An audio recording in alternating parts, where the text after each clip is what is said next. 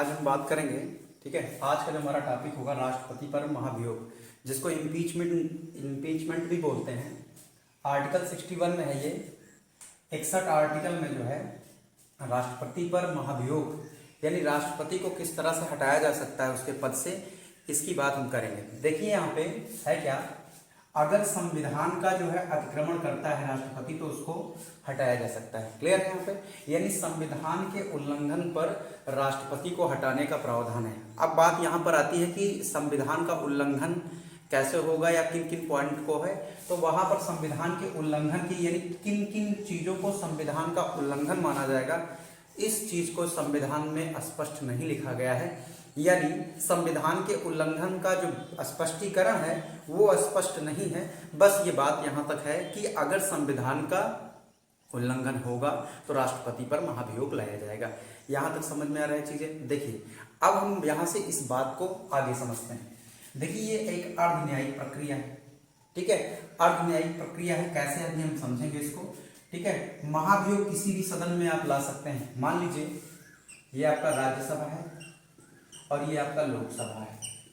आप इन दोनों में से आप चाहे राज्यसभा में ये ला सकता है, चाहे लोकसभा, किसी में भी ला सकता है। महाभियोग दोनों सदनों में से किसी एक सदन में लाया जा सकता है। शर्त ये होनी चाहिए कि 14 दिन पहले राष्ट्रपति को जिस भी सदन में महाभियोग लाना है, मान लीजिए राज्यसभा में लाना है तो राष्ट्रपति को 14 दिन पहले नोटिस देना होगा। क्लियर है बात। अगर यही बात लोकसभा में लाना है तो 14 दिन पहले की नोटिस देना है। यहां तक चीजें क्लियर है। अब देखिए जिस भी सदन में देगा वो चाहे वो राज्यसभा हो और चाहे आपका लोकसभा हो, जिस भी सदन में आपका महाभियोग लाना होगा वहां की कुल जो सदस्य संख्या होगी, कुल का टोटल का 1/4 सदस्य का हस्ताक्षर चाहिए। अगर यह आशय लाया जा रहा है या प्रस्ताव लाया जा रहा है कि राष्ट्रपति पर महाभियोग लगाया जाएगा तो मान लीजिए, जैसे मान के चलिए कि 100 अगर हैं, 100 सदस्य हैं तो 1/4 यानी 25 सदस्यों के साइन होने के बाद 14 दिन पहले नोटिस देने के बाद ही, जैसे यहाँ पर लाना होगा तो यहाँ से इसके मान लीजिए 100 सदस्य हैं तो 1/4 यानी 25 लोगों की साइन होगी, ठीक है। 25 लोगों की साइन होगी। उसके बाद, ठीक है, तो अभी सीटें अगर जैसे मैं मान ले रहा हूँ कि 200 आपकी 45 है, 250 है या 240 है, इस तरह है, तो यहाँ से 1/4 कितना 60 लोगों के साइन चाहिए। उसके बाद जो है क्या होना चाहिए कि 14 दिन पहले नोटिस देना अनिवार्य होगा। किसको नोटिस देना अनिवार्य होगा? राष्ट्रपति को। ये क्वेश्चन इंपॉर्टेंट होता है। तो राष्ट्रपति को उसको हटाने के लिए कितने दिन पहले नोटिस देना होता है? 14 दिन पूर्व उसको नोटिस होना चाहिए। अगर उसका जो विधेयक उसको लाना है, प्रस्ताव लाना है, तो उस पर 1/4 टोटल का 1/4 सदस्यों का साइन होना चाहिए, ठीक है। अब मान के चलिए यहाँ पर जिसमें प्रस्ताव लाना है, मान लीजिए इस वाले में लाना है, तो यहाँ पे पहली कंडीशन क्या होनी चाहिए?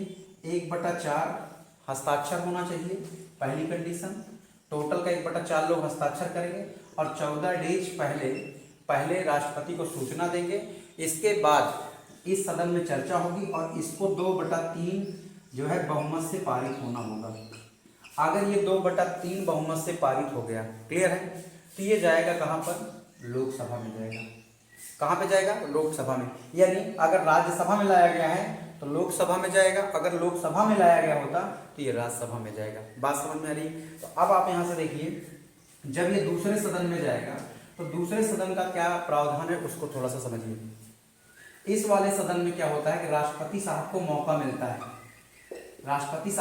मिलता है, वह स्वयं आए या अपने किसी प्रतिनिधि को अपना स्पष्टीकरण देंगे। यहाँ पर क्लियर है, यहाँ पर अपना स्पष्टीकरण देने के लिए यहाँ पर होता है। तो दूसरा सदन इसको क्या करता है? जांच करता है इसका। दूसरा सदन जो इनके ऊपर आरोप लगाए हैं, दूसरा सदन इसको जांच करेगा और यहाँ पर राष्ट्रपति को क्या करना है? राष्ट्रपति को अपना पक्ष रखने के लिए वह स्वयं पक्ष रख सकता है या अपने प्रतिनिधि से अपना पक्ष रख सकता है।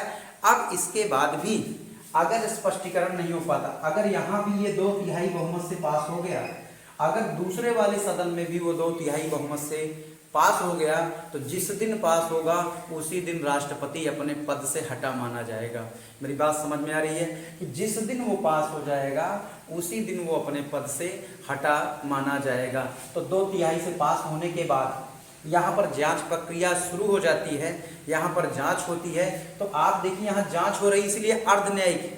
आप देखते हैं किसी को सजा देने से पहले, किसी को सजा देने से पहले उसकी जांच होती है, इन्वेस्टिगेशन होती है, उसकी छानबीन होती है, वहां पर उसको पक्ष रखने के लिए भी मौका दिया जा रहा है। यानी यहाँ पर क्या है कि आपको आपका पक्ष सुना जा रहा है, इसीलिए जो प्रोसेस है वो अर्धन्यायिक प्रोसेस है। तो यहाँ से क्वेश्चन ये बनता है कि कैसा प्रोसेस है। पहला क्वेश्चन अर्धन्यायिक प्रोसेस है। दूसरा क्वेश्चन किस सदन में लाया जा सकता है। आप कहेंगे किसी में भी लाइए, आपकी मर्जी, जिसमें भी मन हो आप लाइए, चाहे लोकसभा में चाहे राज्यसभा में। तीसरा क्वेश्चन कितने दिन पहले नोटिस देना, ये बड़ा इंपॉर्टेंट, बहुत बार पूछा जा चुका है क्वेश्चन, हर एग्जाम में पूछता है। 14 दिन पहले इनको यानी 2 सप्ताह का टाइम मिलता है, ठीक है। अब देखिए जिस सदन में रखा जाना होता है उसमें 1/4 जो उसके सदस्य हैं कुल के, उनके साइन होने चाहिए। सदस्यों का ध्यान दीजिए, जो टोटल होते हैं जिस भी सदन में आया है उसके 2/3 से पारित होना चाहिए। और अगर ये पारित हो जाता है, ठीक है, पारित हो जाता है तो यहाँ पर जाता है दूसरे वाले सदन में जाता है, ठीक है, वहां भी पारित होता है तो उसी दिन से हटा माना जा सकता है।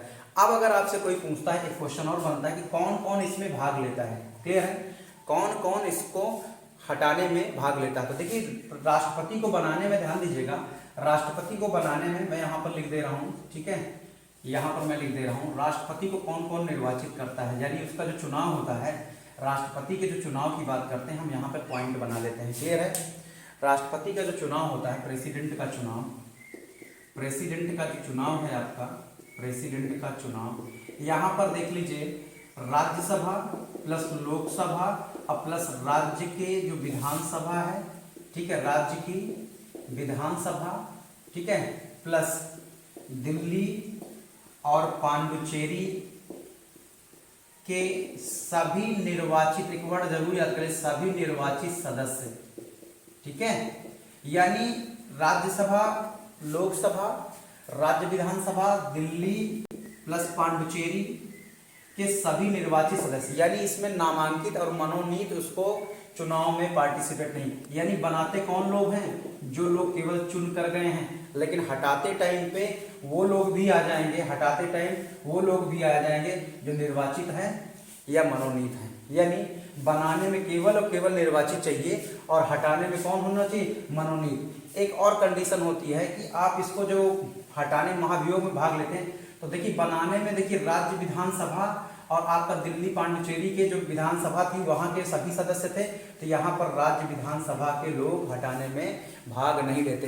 तो बनाने में कौन कौन ले रहा है, विधानसभा ले रहा है, और कौन सा ले रहा है आपका, संसद ले रहा है, संसद और विधानसभा ले रहा है, लेकिन हटाने में केवल संसद ले रहा है। कौन ले रहा है, संसद। तो यहाँ से एक बात, ये बात समझ में आई कि बनाने उसमें जो बनाते टाइम कौन नहीं था, बनाते टाइम मनोनीत नहीं थे, बनाते टाइम मनोनीत या नामांकित सदस्य नहीं थे, और हटाते टाइम ये आ गए, यानी बनाते समय मनोनीत नहीं थे, हटाते समय महाभियोग के टाइम पे मनोनीत क्या हो गए, यस आ गए, क्लियर है। अब बनाते समय बताइए, बनाते समय राज्य के विधानमंडल के थे लोग, बनाते समय राज्य के विधानमंडल की बात करेंगे, राज्य के विधानसभा के लोग थे, लेकिन हटाते समय ये आपके नहीं थे, क्लियर है। यहाँ पे तो विधानसभा के जो लोग थे बनाते समय तो थे, यानी चुनाव में उसके थे, उस पर महाभियोग लगता है तो ये नहीं होता। तो ये छोटा सा अंतर होता है कि कौन उसको बनाता है, कौन उसको हटाता है। तो बताइए क्वेश्चन अगर मैं पूछूं आपसे, अगर ये क्वेश्चन आपसे आया है कि बताइए राष्ट्रपति के महाभियोग में कौन लोग भाग लेते हैं, तो आप कह रहे संसद के सभी सदस्य, वो चाहे निर्वाचित हों और चाहे आपके मनोनीत दोनों। लेकिन बनाते टाइम संसद के केवल निर्वाचित सदस्य ही होते हैं, और उसके साथ साथ 2 लोग मतलब राज्य विधानसभा और पांडुचेरी और दिल्ली के सदस्य होते हैं, वो भी निर्वाचित होते हैं, क्लियर है। जय हिंद। हम अगले वाले टॉपिक में बात करेंगे किसी एक टॉपिक को लेकर, ठीक है।